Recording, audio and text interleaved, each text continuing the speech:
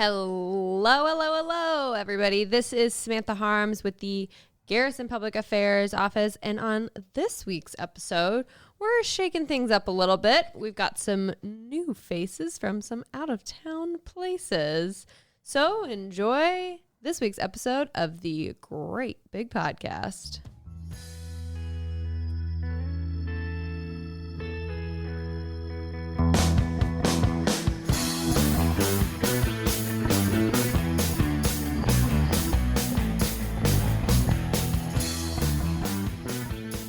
Hey, welcome back. I'm Eric Franklin with the Garrison Public Affairs Office, and today we're switching things up a little bit. We have Command Sergeant Major Christopher Shako and Sergeant Major Stephanie Rodriguez with the 1st Infantry Division to tell us a little bit about what they have going on up there.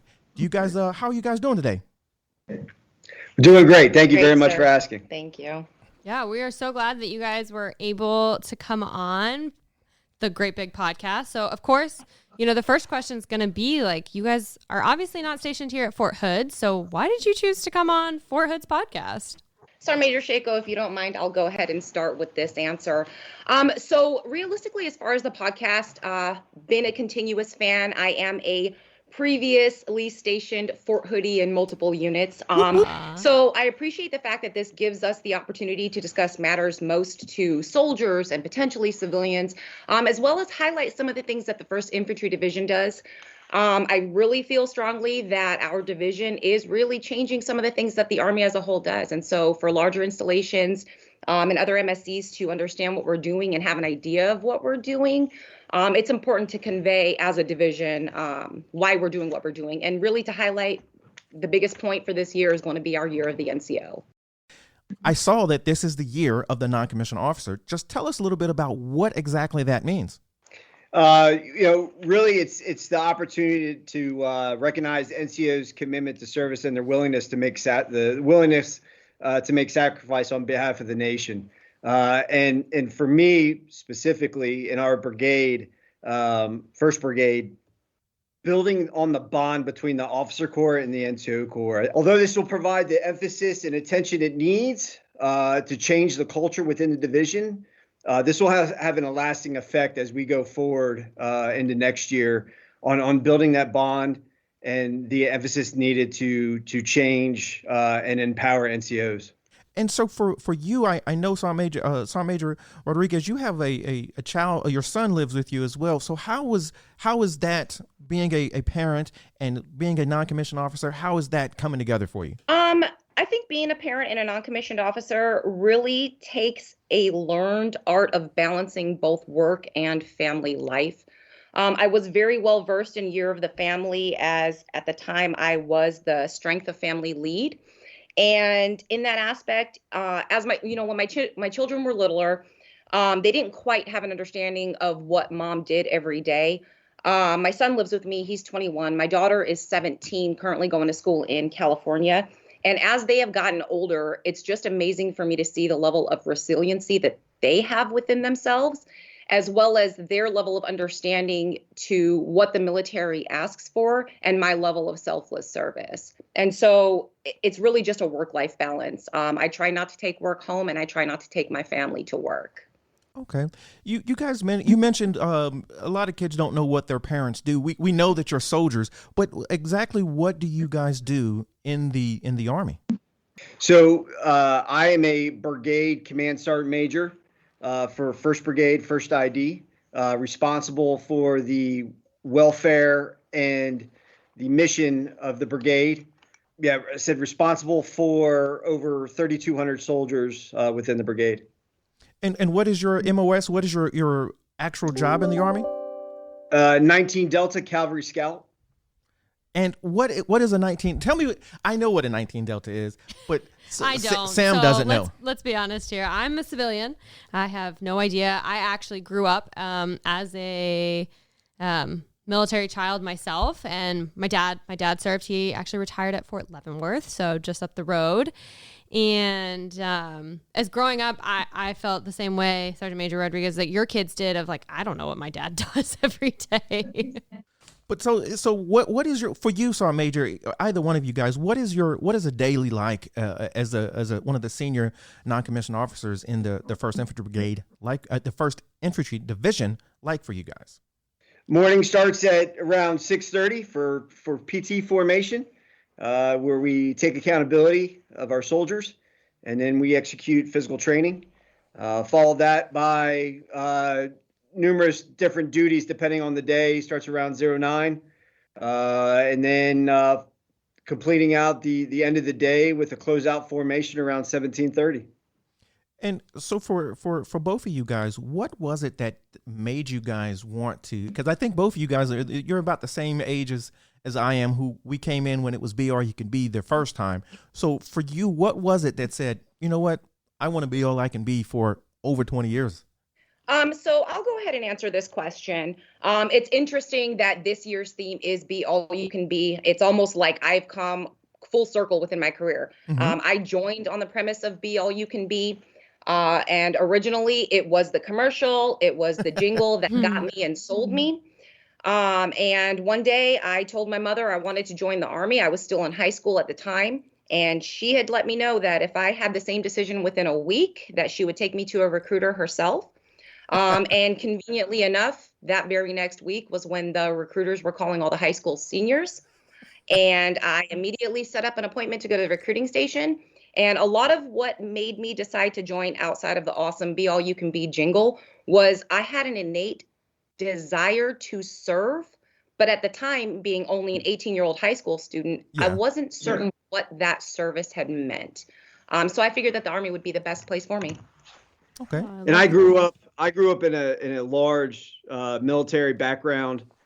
Many service members in my family. It was inevitable that I was going to serve. The only question was I going to go the officer or the enlisted route? Initially, I tried to go officer route. It was not mature enough or disciplined enough to get through college. So I enlisted immediately into the Army after about a year of college. Okay. I love that. That is so gratifying to hear, especially for the Be All You Can Be coming back. So I'm curious to see how you guys feel that is playing into the year of the NCO. I think when it comes to Be All You Can Be, my opinion is that the NCO is the epitome of just that. Not only are we experts in our profession, but we provide a unique level of experience and expertise that only an enlisted soldier would understand. And I don't want to say that's to where an officer wouldn't understand, but we're essentially the executors of everything. We enable commanders' decision making. And we execute tasks in order to make those decisions happen. And so perspective-wise, I think as we continue through our servant leadership and selfless service, Be All You Can Be encompasses what an NCO's life is all about. What is one of the most rewarding aspects of being a leader for you guys? And how does this year improve your leadership abilities, or how does it amplify your leadership abilities? Providing soldiers an opportunity to excel, challenge themselves, and see the success that they gain from that is so rewarding. And that's what really drives me to continue on and continue serving is the leadership that we're able to provide these young soldiers and the opportunities they receive, and then in turn become non-commissioned officers. Just to add what Sergeant Major Shako had said, I think one of the most rewarding aspects of leadership, and not only as a senior NCO, but as an NCO overall, is just the ability and level of influence that we have over our soldiers. We can essentially impact a person, whether it be in their military career or even life goals. And I think just to see people exceed in general is rewarding in itself. So I have a couple of questions based off of Sergeant Major Rodriguez. You had mentioned you were previously here at Fort Hood.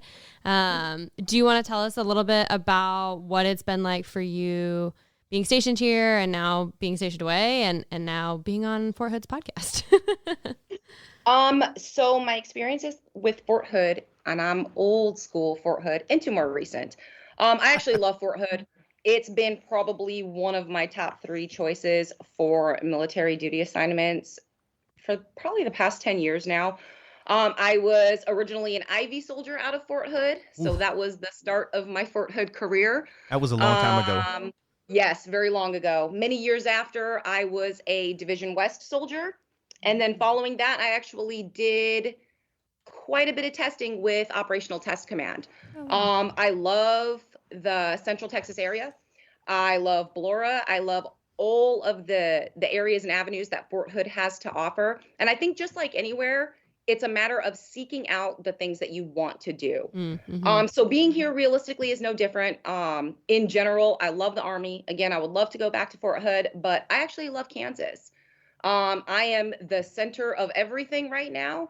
And it's literally just a matter of walking out of my front door or possibly getting in my car, and I can essentially do anything and everything I want to do, whether that be outdoor recreation, whether that be movies, whether it be indoor recreation. So I feel like as soldiers, the world is essentially at our fingertips, and it really doesn't matter where we're stationed. Yeah, I definitely agree with that. So like I said, my dad was stationed and retired at Fort Leavenworth, and so I actually went to the University of Kansas. So I talk a lot about Kansas on this podcast. Yes. So. She does not like K-State, though. No, I'm so sorry. Rock chalk or nothing, you know? Anyways, that being said, you guys are still technically a part of Fort Hood in a way. We have obviously 3rd Armored Corps stationed here, and you guys are a part of the 3 Corps family. So is there anything that you guys want to say to 3rd Armored Corps soldiers that you have had the privilege or currently have the privilege of leading every day? Let me think. Re-enlist. Come to Fort Riley. That's a good one. Those are good. Those are good. Come to Fort Riley. Okay, so this is my chance to give you the opportunity. Do you want to do a little elevator pitch for why people should come to Fort Riley outside of the great things that they have at their fingertips there? Like Sergeant Major Rodriguez said, it's the center of everything. A lot of great outdoor opportunities, but the unit itself thrives on the success of its soldiers and then affording them so many opportunities to be so successful. For instance, we just executed our recent E3B, our expert soldier badge, expert infantry badge, and expert field medical badge, where we allowed 600 soldiers to go out and compete for it. And again, every division is expected to do that, but it's been with the operational tempo recently. It's been hard for divisions to do that, and this division made it a purpose to provide that for their soldiers. And that's just one example of many that this division alone affords their soldiers that opportunity. I love We're just like Sergeant Major Shako was saying, you know, there's a multitude of things to do here, and we're absolutely a people-first organization. We can help achieve discipline formations where soldiers are trained to standard and everyone's held accountable, right? It's amazing what anyone from a private to a sergeant major can do, to include a lieutenant to a general officer. Hold them accountable for something and you will achieve nothing but greatness. So again, we're about people, we're about families, and work-life balance. Like, it's all about your leadership and balancing that work life. All right. I love that. I do too. That's great. Okay, so I think, is that all we've got for questions? That's all that we have, unless you have anything for us. Do you guys have anything else that we haven't touched on that you feel is important to share or to highlight? Hey, the Army's great. Thank you so much for having us on today. Thank you very much. Yeah, of course. Thank you guys so much. Send everybody to Fort Riley. We'll do our best. We can't make any promises, but we'll try. Thank you guys so much for coming on the podcast today. Okay. Thank you. Thanks. Thanks,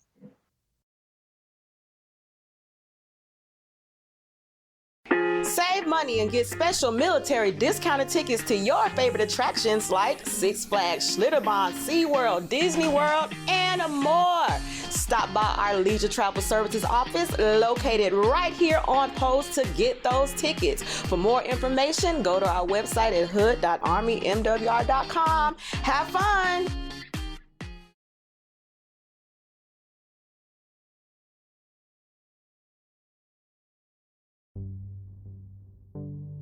I miss Fort Riley. I know that you have a deep-rooted hatred, not hatred, but dislike for that general area because of their partner, the school that's right there.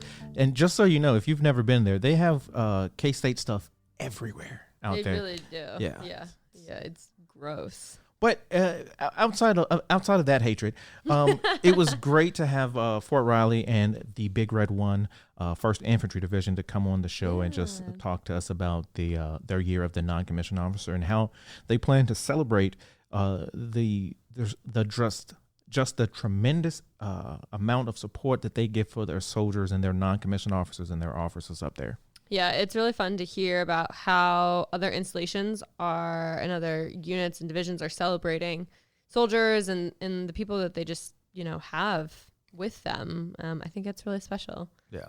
I think we get kind of sidetracked here because we have so many people here. We don't forget, but we're like, oh man, that's a whole division. That's a whole division up there. I know. Yeah, it's crazy. We're just so used to living in our little worlds here, our little bubble. Our huge bubble, but Yeah. I mean, they're a part of the bubble in a way. They are. They're part of the bubble. They're adjacent. Yes. They're Great Place adjacent, even though they're in Kansas. They're still adjacent. All right. Well, I think outside of that, this week it's been moving quick, man. It's a lot of moving parts going on. I know. Yeah. So,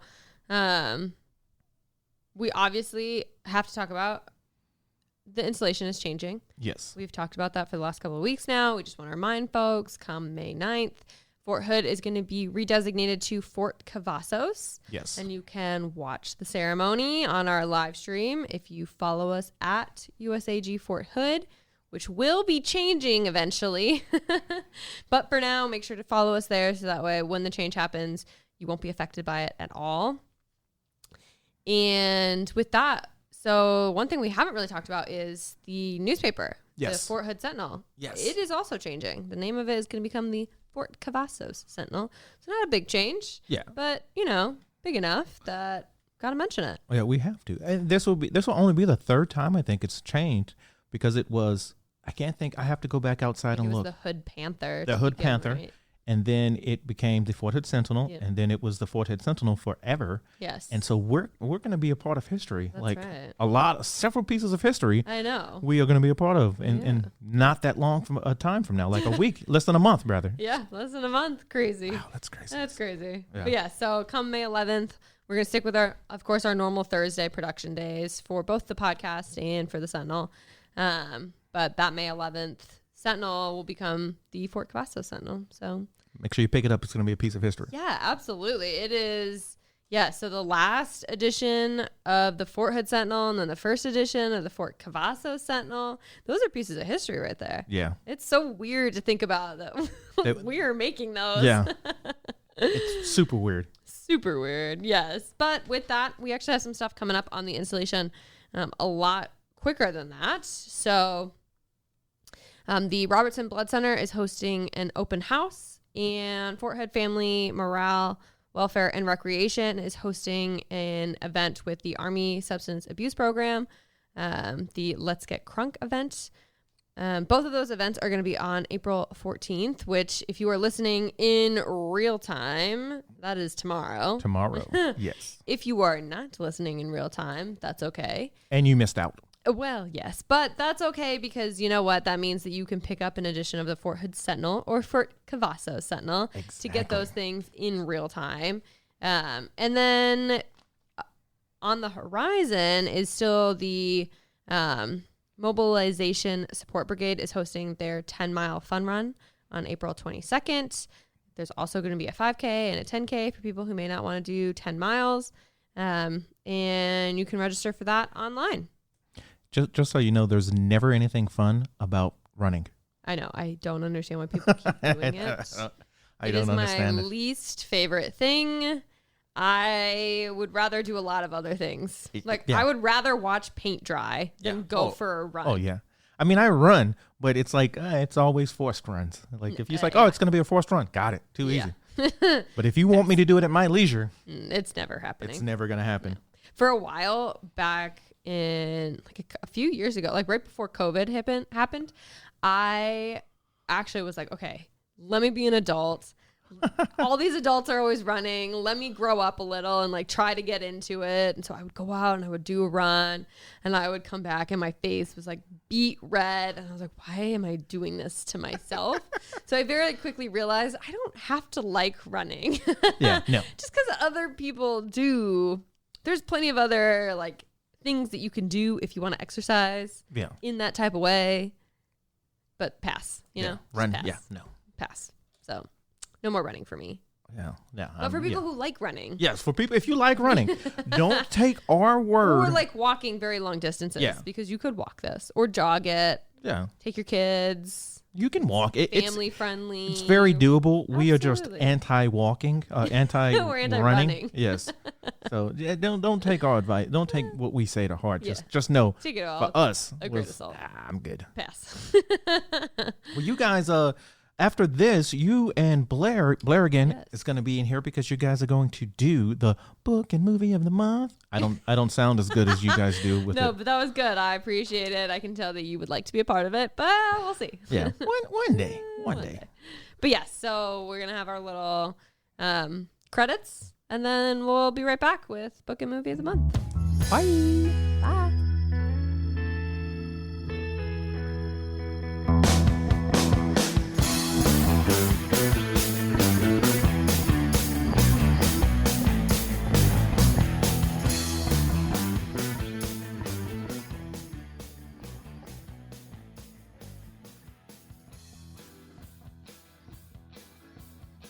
This podcast is a U.S. Army Garrison Fort Hood and Fort Hood Public Affairs production. The show's theme music is written and produced by Delicious All-Stars. All our music is obtained through Filter by Song Trader. Have a question or want to share some insights with us? Email us at forthoodpao@gmail.com. You can follow us on Facebook, Instagram, and Twitter at USAG Fort Hood. And as always, be sure to leave a review and subscribe wherever you listen to podcasts.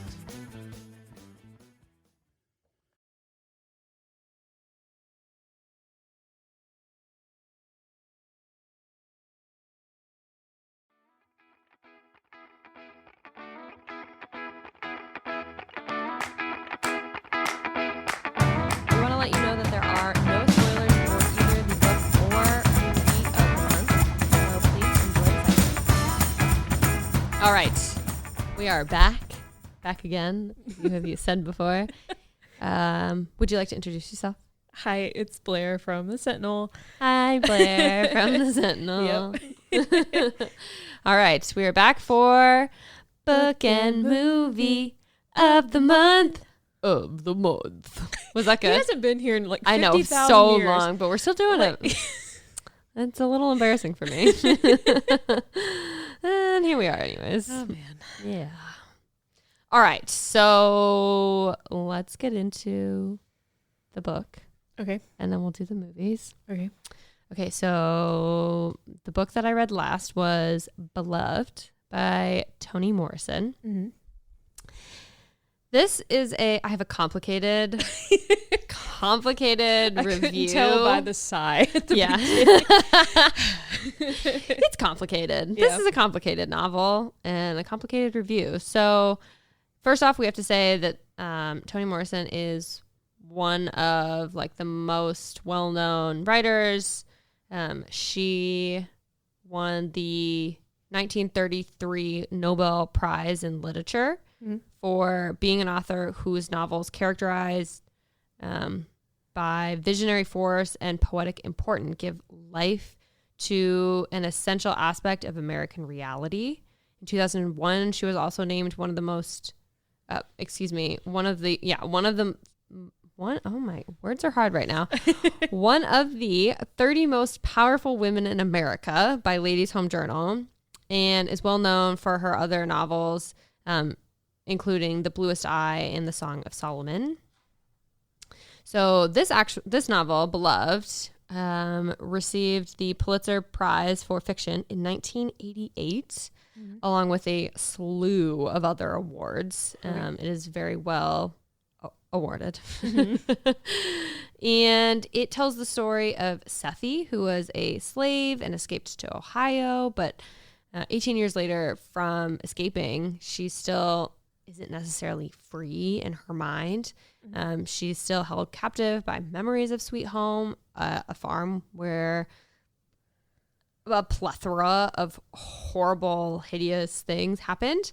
And it definitely doesn't help because her home is haunted by the angry ghost of her baby, who died nameless with a tombstone reading "Beloved." Is it an angry ghost baby? Angry ghost baby, yes. Okay. Those are correct words to say about this novel. Okay. Yes. So it is sort of a ghost story and also like a striking piece on slavery and what that means for people and what it means to grow up in that time frame and in that world. It definitely challenges readers and asks readers to be challenged. Overall, so the reason I have a complicated relationship is because the way Morrison writes, you have to essentially it demands your entire attention. You have to pay attention to every single thing that's happening, because a lot of the times she will start talking about something that is not currently happening, but the way she describes it makes it sound like it's currently happening. And chapters are often jumping from different points of view, different times, different places, with no real like distinction or indication of what's happening. So you're just like, wait a second. I thought it was May, but now we're in December and it's snowing. When did that happen and where did the rest of this month go? And then 2 chapters later, you'll be back in April. Like, well, okay, I guess this is what we're doing. So I felt a lot of times that like I was confused or lost. And she also loves to use literary devices like foreshadowing. I already said the flipping back and forth during different timelines and changing it, like I said, from points of view, including from first person to third person. And just, there's a lot happening. Yeah. So I walked away a lot of times feeling like I had missed portions of the plot, or had like walked into the middle of a conversation essentially and was trying to catch up in what was happening, which some people really enjoy. Some people like that kind of novel. Yeah. I don't know if it's necessarily my favorite, but that's okay. And on top of that, at the end of the day, a lot of people who have read this novel either feel really tend to feel very strongly one way or the other about the novel. Some people have said that this is more than just a ghost story. It's more than a tale of slavery, but a classic of 20th century American literature. And negative reviews say that the novel was simply trying to make them feel guilty for being white, which is a very interesting statement and an interesting point of view to have. I'm just going to leave it at that. I didn't feel that way. You did not get that tone? I didn't get that tone. Okay. But a lot of people, like if you look at online reviews, a lot of people have said something similar or to that effect. Okay. That they were just, I don't know if maybe they like missed the point of the novel. Yeah. But I could see how some things she writes could be construed that way. I think I tend to lean more towards the side of like, yeah, this is a novel that tells a lot about a ghost story, of course, but also about ghost baby. A ghost baby, specifically a ghost baby. Yeah. Yes, it is a ghost baby, which is so weird. You don't really hear when you hear about ghost stories. It's not really about ghost babies. It's And, like adults, if there is like or even children, I guess. But yeah, and like usually if there's like a child ghost in a story, it's not just angry, especially this baby is angry. It is an angry the baby. baby wasn't alive long enough to be angry. You would think, right? You would think. This is a very angry child. Like why come out swinging like that? Yeah. So like yeah, that's interesting. It is very interesting, and like the tactics, there's a lot happening. Yeah, because like the humor of just saying angry ghost baby versus like the serious serious nature of this novel. Yeah. And on top of that, just like using a ghost story, but like a serious ghost. It is a complicated novel to say the least. Yeah. Yeah. And with that, of course, there's going to be a lot of moments that this novel is not appropriate for all readers. Yeah. There's a lot of things that could trigger people, including rape and torture and bestiality, and just yes. Wow. Blair Okay. made a face of like shock and surprise. That is correct. Yes, that's the right way to I have. would not I would not combine a ghost baby with that. But I wouldn't either. But she did it. She sure did it. I will say, to her credit, the book is beautifully written. Like her language is so even though I felt like I was missing half of the novel sometimes, it is still very well written, and it definitely pulls people in to be like, you should try to find out what's happening in this conversation. Okay. So there's that. Yeah. Yeah. So, that's pretty much those are my feelings. So if someone, wanted to read it, would you recommend it? So I gave it 3 out of 5 stars. I think I would tell people that they should read it. Mm-hmm. I found myself still walking away with like a different perspective on things, especially related to slavery. So for that alone, I would recommend reading it. Mm-hmm. And also I want other people to read it so they can tell me their thoughts. Yeah. Maybe I missed something and I should like go back. I did read some people's reviews that said that like they picked it up to read it, couldn't get into it, put it down, came back 10 years later or however long. Mm-hmm. And then they finally like it clicked for them and they're like, oh, I get it. I understand why everybody's raving about this. So maybe in 10 years I'll come back and read it again and have that same light bulb moment. So I would challenge people who have read it or who haven't read it and are listening to my review and are like, I don't know, maybe pick it up, give it a try. If it's not your thing, come back in 10 years. Yeah. See if you like it then. Okay. Yes. So this novel is obviously very widely available for purchase, and it's also available at the Casey Memorial Library. Awesome. Yes. Okay. So let's move on to the movies. Okay. So March was kind of slow-ish in the movie department. Mainly because a lot of the stuff came out at the end, and obviously I have a deadline for this paper. So yes, you do. if something comes out the last week of March, I can't go see it in time. No. So, but we saw the first movie was an action movie called Operation Fortune. Ruse de Guerre. I definitely screwed that up. But you know what? It sounded convincing to me. Anything you were with confident, too many R's in it, my southern accent's like Gare. Like so but it's a Jason Statham action movie. So we saw one of his either last year or the year before called Wrath of Man. It was horrible. I hated it. Mainly because we're coming out swinging right now. Mainly because of the dialogue, like how his character just spoke and like the humor in it just did not land with me. So it was dumb. It was a good action movie, but thankfully this one, I went in going, please don't be like Wrath of Man. Yeah, you had low hope, low expectations, no hope. Yeah, but it was okay. The action was good. I wasn't sitting there going, "Oh, this dialogue sucks." Okay. So improvements were made. Yes. It was fun. It seemed almost like they wanted to make it because Jason Statham's character is I think his first name's Orson Fortune. His last name is Fortune. Orson Fortune. That is an unfortunate yes, it is. Rhyming name. I don't like that at all. Yeah. Actually, I really dislike that. Yeah, it seems like they wanted. This is kind of like James Bond-esque. Okay. Type of they deal. should work on the name. Yeah, but James Bond is a much more substantial. I like the last name Fortune. Yeah, but Fortune I I'm into. With Orson. No, I wouldn't have either. Yeah, no. But it was okay.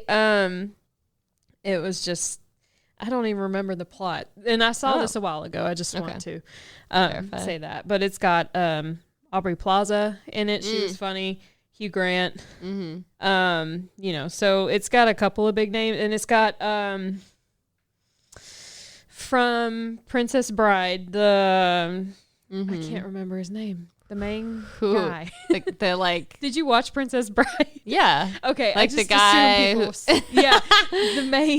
The main guy, the blonde guy, the pirate guy.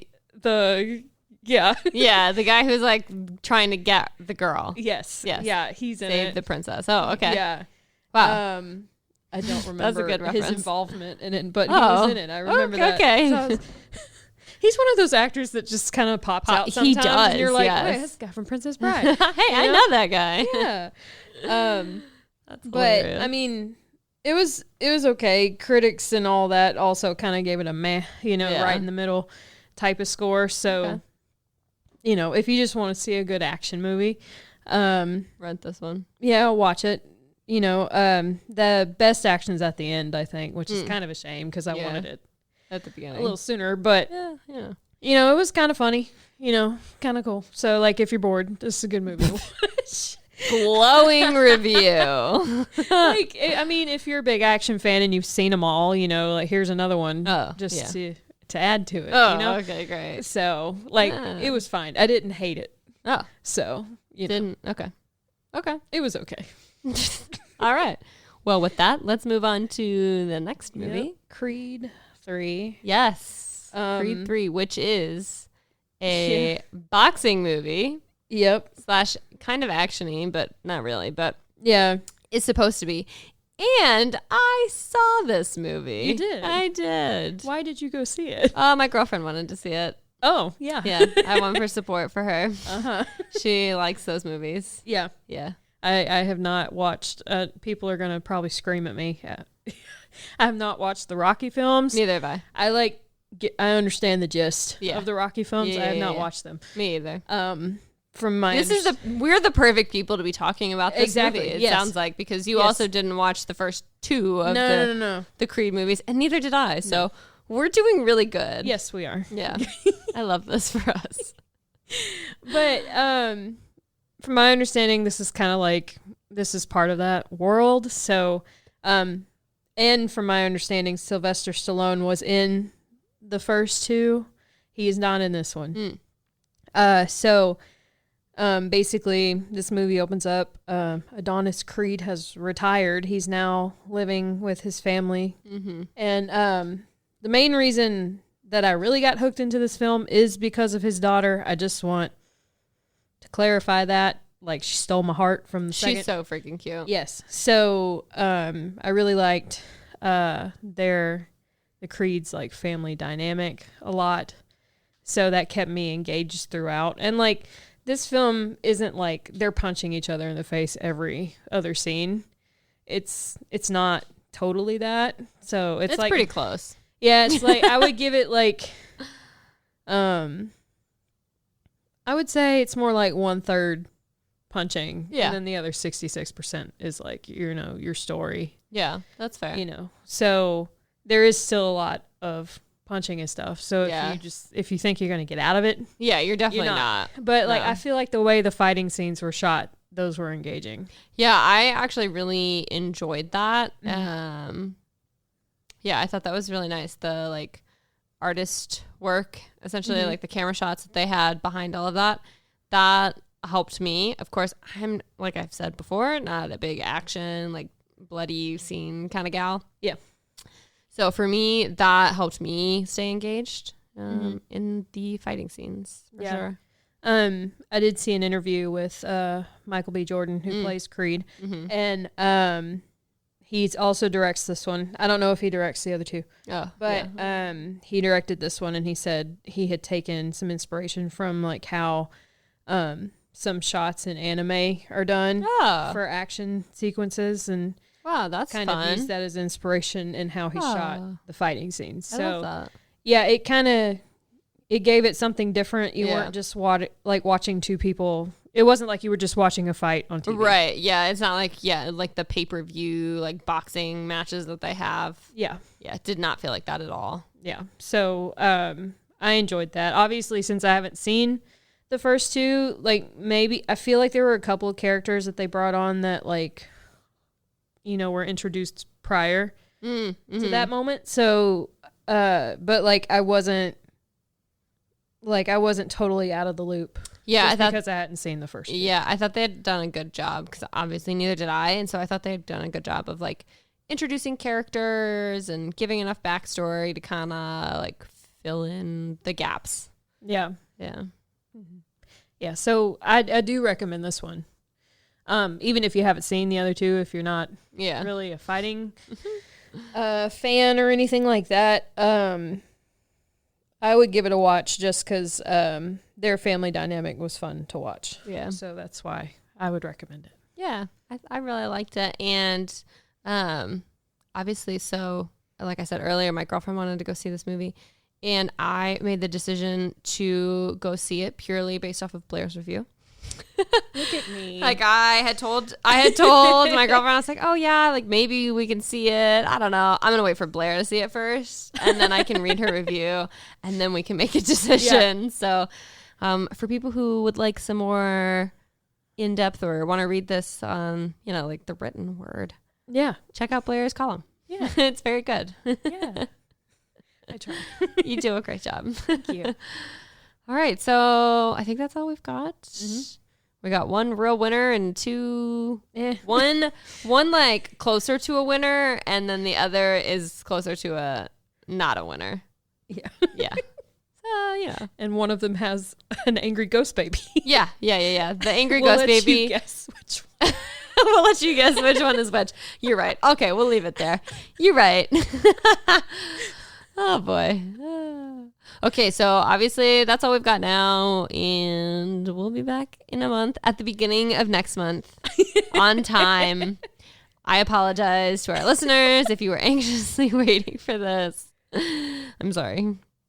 That's all I've got. I'm sure they forgive you. I hope so. Yeah. They're so nice, so let's hope. All right. We'll see you in a month, Blair.